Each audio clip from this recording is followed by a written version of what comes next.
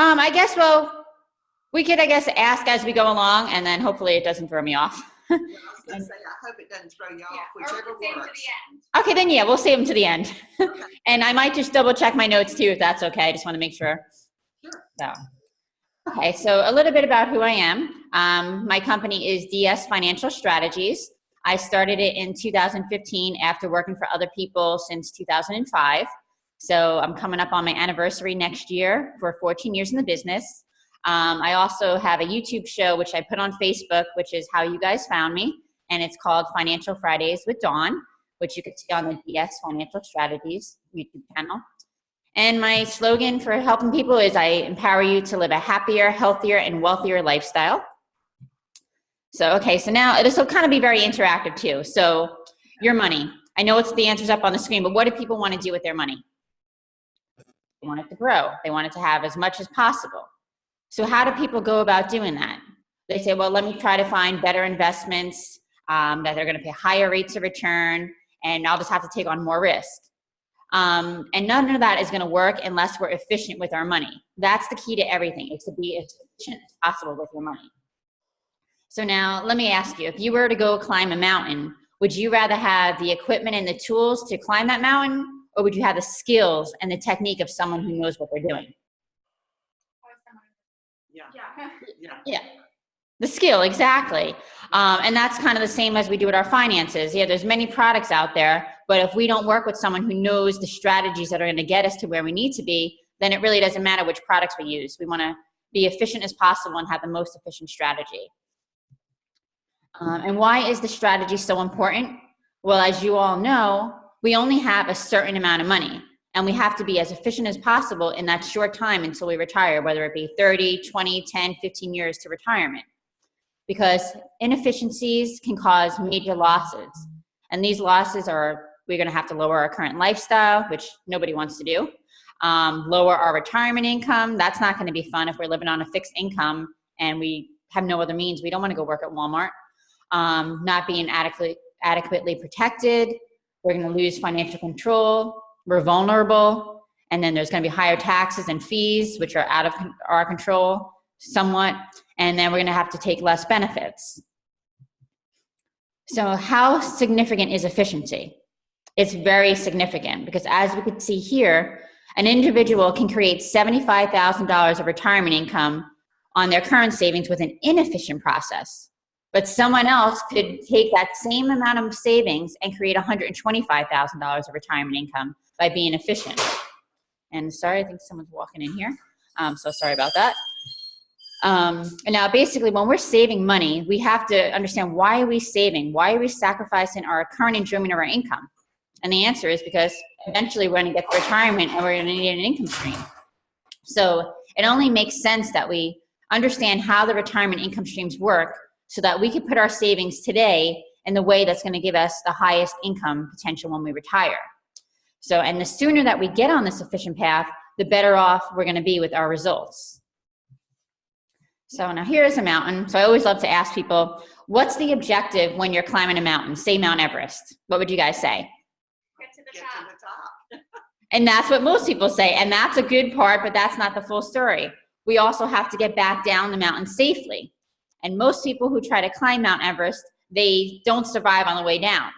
So it's kind of like, there's two ways to look at it. So our pre-retirement is climbing up to the top of the mountain and then coming back down safely in retirement, making sure that we don't run out of money. Let's see. So, and we have to understand how both of these work, so that way we know what to do in pre-retirement, how to save our money and where to put our money. So it's kind of like this. If I said to you, okay, if you were going to go hire a guide and they said to you, well, I definitely know I could get you to the top of the mountain, but I don't know how we're going to get down. Are you going to keep that guide, or are you going to go find someone who's going to know how to get you down the mountain? Yeah, you're obviously going to get down the mountain with another guide. Yeah. So, and now when we get to the top, that's when we're facing retirement. So there's two questions that are going through our minds, is how much money do I need to live on every year? And how much can I draw off my current assets so that I never run out of money during my lifetime? And that's what we have to look at. So now, back in the day when they were defined benefit plans, retirement was kind of like on autopilot. We didn't have to worry about anything. Our company, we went there, we worked there, same company our whole life. They gave us a pension, which was maybe about 65% of our salary. So they had the accumulation and distribution taken care of for us. We just enjoyed life. And then the 1980s came along and they invented something called the 401k, which was actually a mistake. And it was never intended for the regular everyday workers. It was a tax dodge for the most highly compensated executives. But then somehow it just became a popular way because now the companies were like, oh good, we don't have to share the responsibility. Let's give it to the employees and they're gonna be responsible for their own retirement. So, and the problem with that is it's good to accumulate money, but when we go to distribute our money in a 401k plan, conventional wisdom says we can only take 3 to 4% without running out of money a year. But actually now, because of the market volatility, well now the market's got a little bit better, and the low interest rates, that number is actually 2.8%. So they say that you could take 2.8% of your money that you have accumulated each year in retirement. So you'll have a 90% chance of being successful in retirement. In new studies I saw that it says actually that 4 out of every 100 people are going to be financially successful in retirement. So there's a lot of people out there that aren't really going to make it.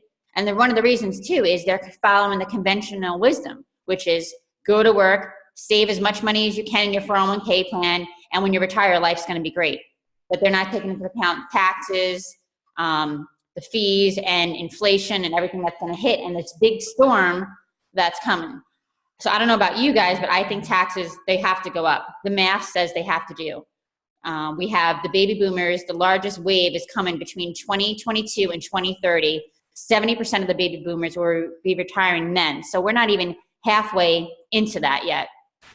And they said 2030 was the year when there's going to be 2 workers for every person on Social Security. Well, actually, that actually happened in December of 2017. So 13 years ahead of schedule. So you could see they're going to have to raise taxes because how are they going to cover everything? Sorry, I digress a little bit. So here we see, let's look at that 3%. Let's go based on if that 3% rule does work. So say you accumulated $1 million in your 401k. So today, and you need $100,000 to live on because that's what you're earning now. So at a 3% inflation, you're going to need $180,000 in 20 years. So to actually be able to safely withdraw, you're going to have to accumulate $5 million. That's not really possible for most people. And the reason is because there's limits on what you can contribute. So let's just take an example. I have examples for 30, well, we could skip this. How old is it? Everyone's 40 and over. So let's start with the 40-year-old example. So let's say this person, she's making $150,000 a year. She wants to retire at 65. So adjusted for inflation, to live like she is now, she's going to need $314,000 a year. And she currently has saved $400,000 in her 401k, and she's putting away $16,500 every year. So she has 25 years to retire, and let's say she's going to get 6%. So her 401k is going to grow to $2.6 million. And I know that's, well, that's a lot of money. But if we look at the bottom here, 3 to 4% is only $80,000 to $107,000 a year she's going to have when she actually needs $314,000. So she's nowhere near what she needs. Now let's take a look at a 50-year-old. This person, she's making $200,000 a year. So her adjusted income at age 65 would be $311,000. Her 401k balance is $1.25 million, and she saves $20,000 a year. Again, she earns the same 6%, but she's only got 15 years to earn that. So her balance is going to grow to $3.4 million. Again, that looks great.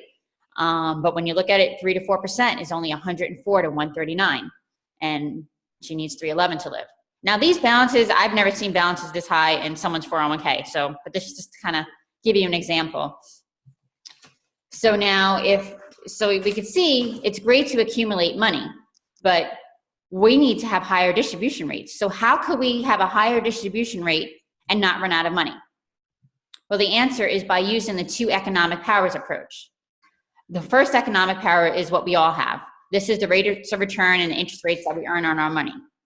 And that's what, this is what the 401k plans give us. The defined benefit plans, which are very rare now, gave us the actuarial science, which is, here, I'll read the definition.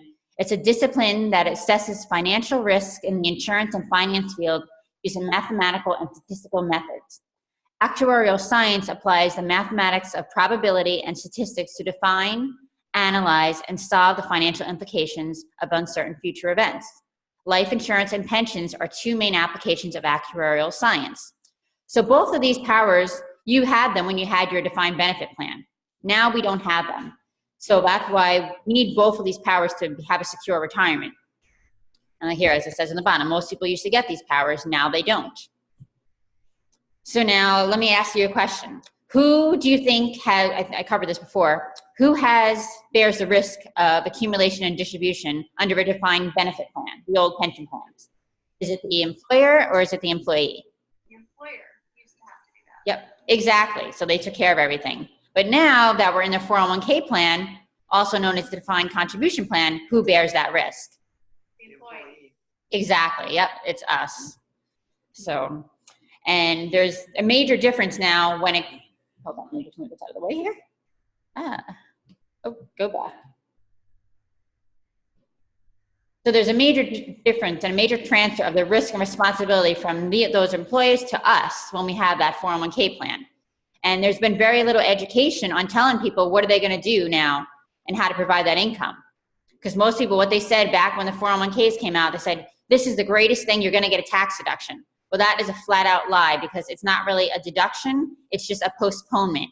And back then, now rates were a little bit higher. Now we're in the lowest tax brackets that we've been in since like Roosevelt's administration. And with all the stuff that's looming, the debt, 22 trillion. Back in the 80s, it was only $10 trillion of debt. So 30 years forward, we're at 22 trillion and growing and having the biggest problem that the world has ever seen. The largest generation retiring all at the same time.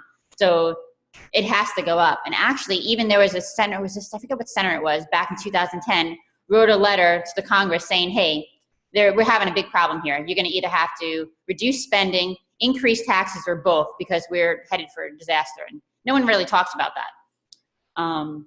Okay, so getting back to here. So equally important is that not only was there a transfer of that risk and responsibility, but the 401k plan, the employee is not getting both powers by default, like I mentioned before. They're just getting the interest and rates of return. So now they have to go out and figure out how do we get the actuarial science power. And most of them, their conventional wisdom is like, oh, you don't need that. Just go buy term and invest the difference.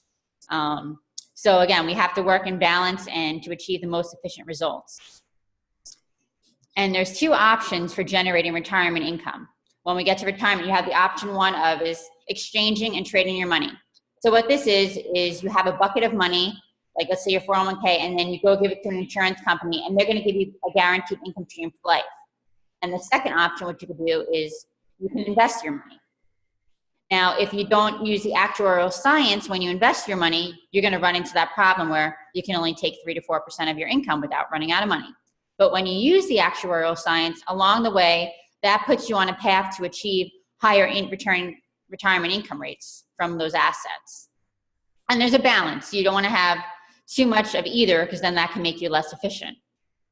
So when we balance these economic powers, we get both retirement income options. One, we get the option to say, hey, at retirement, you know what?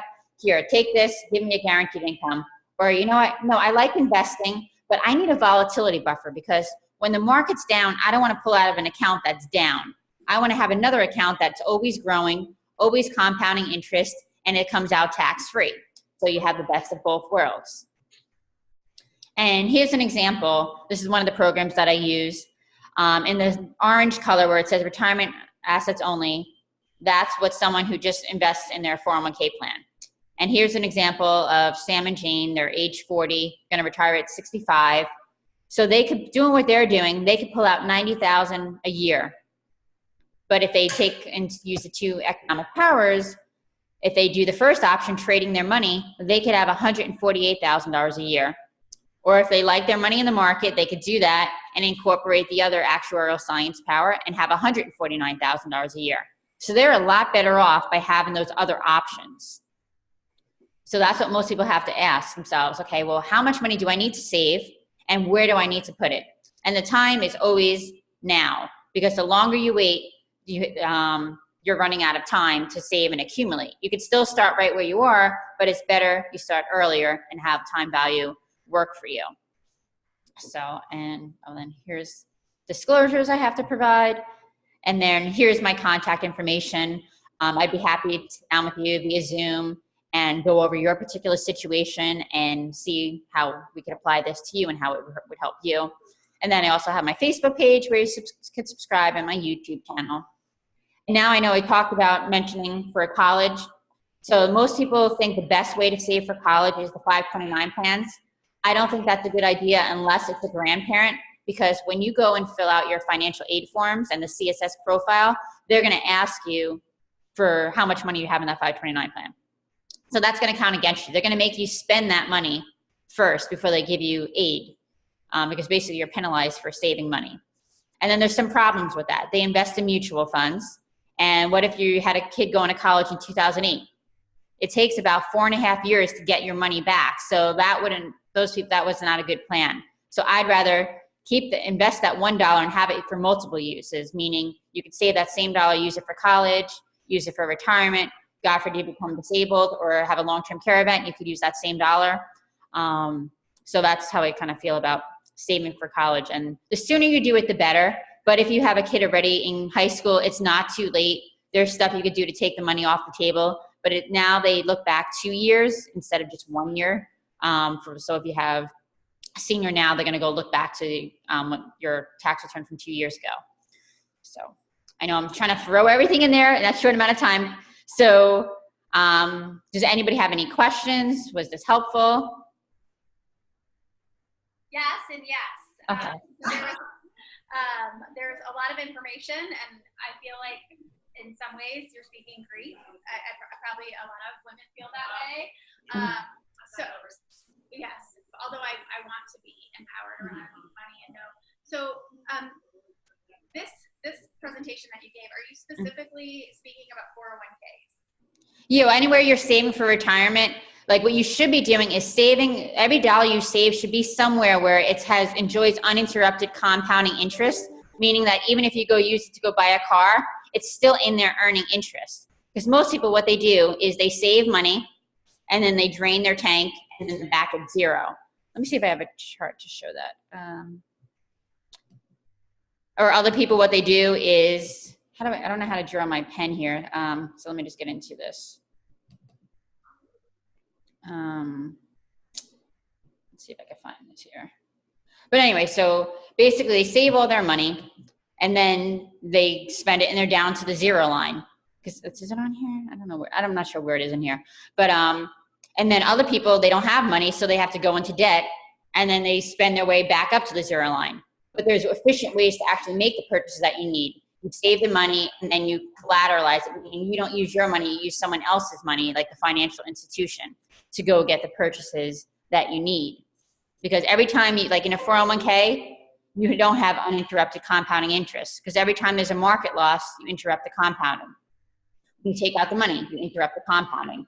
But there's certain types of life insurance that's structured properly, whole life, it always has uninterrupted compounding interest. Even when you're using your money, it's still compounding as if you never took it out. Yeah, but most people, as soon as you say life insurance, I don't know what it is, they shut down because they just think it's a death benefit, but there's so many living benefits that it covers, and this is what the super wealthy are doing. And banks have billions of dollars of life insurance on their books because they know the powers of it. The Rockefellers, this is how they're able to maintain their generational wealth, because they know how to manage money and cash flow. Most people don't understand cash flows, and I don't know, I get all fired up because I'm like, I don't understand why people don't get this, why they don't want to save their money in a spot just because it's called life insurance, when it's actually one of the best vehicles because it's not taxed, it grows tax-free, and you have access to your money. You don't have access to your money in your 401k, it's locked up. If you take it out, you can only take out a loan for $50,000. And then if you lose your job or quit, you have to claim that as income and have that 10% penalty if you're under 59 and a half. The government actually controls that account. They could tell you what to do with it, where to invest.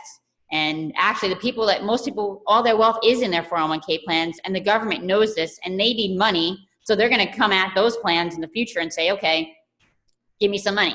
And this is, let me give you an example. This is how 401ks really work. So say, Jennifer, I came to you, you came to me and said, Dawn, I need a loan for $10,000. And I said, okay, here's a check, $10,000. Before you cash that, what are you going to ask me?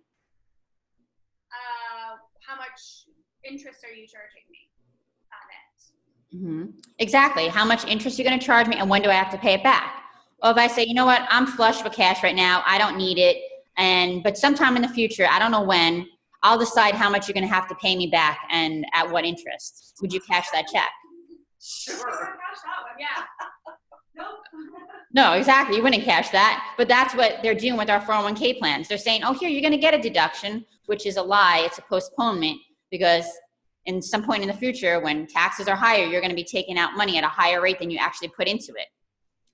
So. Dawn, so let's say you can start beginning to make a change with how you're investing your 401k if you have one. But what about money that's already in your 401k? Is there a way to transfer that to some of these programs that you're talking? There is, well, you can't still be working for your employer. The first thing I would do, everyone could do this, is only put in up to the company match. Nothing above that match. Now you want that match because that's free money. If they have a Roth option, that's a good option to do. And then what I do is I say, okay, if someone's putting in like $6,000 a year and their company matches, say they're putting in 10 grand a year, but the company matches them on 6, I say, okay, let's take that 4 grand. We'll net out the taxes. And so maybe that's down to like 3 grand, and we'll start a plan with that. And I also look at everything else they're doing, because people are losing money in how they handle their mortgages, how they pay for college, how they handle their debts, taxes. So I look and I find the money that they're losing, and we could put it into this plan, and also give them more money back for their lifestyle so they can enjoy life. But that's one thing I would say, is make sure you're only doing to the match. And then if you're 59 and a half, you could roll it out. Some companies allow an in-service rollover. I know the government plans at 59 and a half, you could do a one-time rollover to an individual IRA. And then from there, you can convert it to a Roth. That helps. But there's, but You're under 59? yeah, when you're still working, you can't really do anything with your actual 401k plan. The IRAs, I'm sorry. Even if you're not with that employer anymore? Oh, if you're not with that employer, you can roll it over into an individual IRA. You could even possibly convert that to a Roth, so you get that tax free. And then there's like, depending on the age, and it might not make sense, it could be like a 72T, but you'll have to take out equal amounts if you're 59 and a half or 5 years. So someone who's like 40, that's not going to really work out, but we could just kind of maybe convert it in different pieces, while taxes basically are on sale now. Because like I said, the highest tax bracket right now is only 37%. And they were as high as 74% during World War II. So they could go back that way. Yeah. I hope I answered your question. I just like get so passionate, I get all sidetracked and go all over the place. Bless you. So any other questions or anything? Overwhelmed. I think it's a lot. I think about, I have 2 little girls that are in elementary school now, and we're trying to figure out how to save. My husband just left his job. We're dealing with this 401k and trying to figure out what we're going to do with it. And we're just trying to start saving for kids' college and retirement and all those expenses that come up in life. And it's just so much. And my husband does a lot of that financially. And he's kind of been in touch with our financial advisor and things like that. But it's just so overwhelming. Yeah, there's a lot. And what makes it even more overwhelming is there are a lot of misinformation. And if you follow that information, it's not going to work. Like everyone says, put the money in the 529 plan. Well, you're going to be spending that money now. So you could transfer it out to the grandparents if people already have one, or start drawing that out now. Because the things with that is if they don't use it for college, then it's treated as an IRA. And then you can't add money back to it. So again, you're killing compounding, where there's ways you could segue that out. And like I said, I can meet with you guys individually and assess your individual situation. Again, this is like broad strokes without knowing everybody's particular details, but just the general philosophies. Well, I know the one thing, Dawn, that I'm gonna let Jennifer and Leslie know. Some of the financial planners are locked into certain plans. certain companies. Yeah. What Dawn does is she's not. She's, I guess, more of an independent group. Yeah, I'm an independent and I'm a fiduciary. So there's like, I'll go a little, there's broker dealers, which basically they sell, like they're tied to the broker dealer. Then there's RIA, Registered Investment Advisories, who we're basically a little more, we're more independent because we're not tied to the broker dealer and we have to put our clients' best interests ahead of our own. Or then if they work for like an insurance company, like Mass Mutual, they're going to push their mutual funds and whatever they need there. Ameriprise, let's push our RiverSource funds. And then we haven't even talked, I could talk for hours on different things. Like mutual funds, they are so inefficient to save for retirement because all the fees that are inside them, and they don't even disclose all the fees. So my kind of job of helping people is kind of shedding light and show them, okay, this is how money really works, and here's the fees that you're paying. Here's what's going to happen if you follow traditional wisdom. Here's a better, more efficient way to save. Okay, what you're doing currently here, okay, well, let's start now, get us on the right path. And it's everything, looking at like if you have rental properties, how that works out into your retirement plan, how your mortgages, and just different ways to look at everything, not just saying, give me all your investments and I'll invest better than that next guy. And that's what most financial planners do. They don't look at the whole, take a holistic approach. And that's what I do. I take a holistic approach with taxes in mind and trying to be as efficient as possible with our money. Because again, we only have a certain amount of money. She can kind of pick and choose what works best for you and not just, Yeah. I talked with a financial planner, but they were all pushing their products. Yeah. So, well, Dawn, is there, y'all have any more questions? I think so. No, I might contact you afterward just to ask you about my 401k and. Okay, great. Yeah, and here's all my contact information, and you guys know how to find me. Okay. Well, Dawn, thank you so much for doing this, and You're welcome. a lot to think about. Yeah, and I'm sorry if I went too fast. I gotta learn to slow down. It's just there's so much information out there, and everybody's pushing their products. It can be kind of overwhelming with all the different plans. Yeah. To do it, and depending on what age you're at, it's really important to start because I had a 401k that in 2008 just bombed completely. Yeah. And, everything bombed at that time, but the 401, it was just, so it's good to have somebody that you can talk to about where to put your money in the best places and not be locked into a particular. Yeah. Want to put it Yeah. And one thing that's important too is that when you're so close to retirement, like 10 years out, you really can't afford to have another market downturn because it's going to take 4.5 years just to get back to where you were. And that's not a good strategy. So yeah, depending on someone's age, there's different things that we have to look at because what works for someone who's younger is not going to be the best for someone who's ready to go to retirement right now. So who is retired. Yeah, or who is retired too. We got to make sure they don't run out of money. Oh. Jeez, I know. Dawn, and I'm curious how you work. Are you fee-based? Are you, commission? Well, I'm a fiduciary, so I'm fee-based. So that means when someone has assets, I get a percentage of that.